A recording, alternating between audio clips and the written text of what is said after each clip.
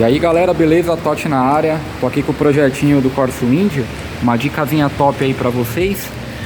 Pra quem tá querendo colocar aqueles kit de iluminação de LED, né? Que é ligado aqui no 12 volts do carro. Pra ficar essa luzinha aconchegante, né? Ó. Você liga e desliga aqui no 12 volts do carro. O meu tem um aqui de baixo, ó. E outro ali, ó. E eu coloquei um ali também, ó. Pra iluminar aqui o console, né? Veio com um controlinho.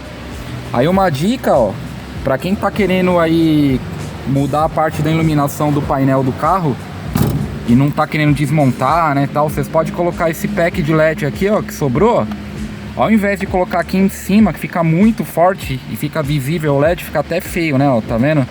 Vocês colocam aqui, ó, ele virado assim, ó, no caso do Corsa Wind, nessa parte aqui, ó. Aí fica essa luzinha top, não fica muito forte, ó, e fica bem legal pra dirigir de noite, tá, ó. Ó, se eu desligar, ó, como é que fica a original. Fica bem fraquinho, ó, como vocês podem ver, ó. Tá vendo? Ó, se eu ligar o LED agora, ó. Aí dá pra mudar a cor, tá? E com o meu controlinho aqui, acho que a bateria dele acabou. Eu não tô conseguindo mudar.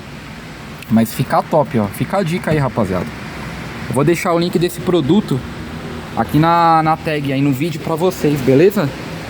Uma dicasinha aí pra quem tá querendo mudar a parte da iluminação do velocímetro, do painel.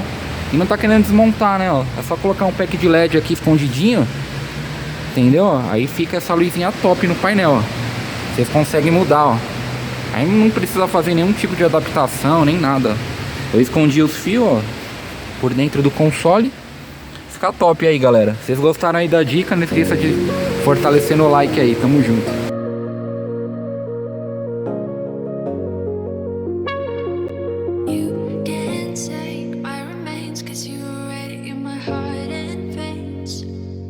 Is it love when you left me alone with my demons surrounding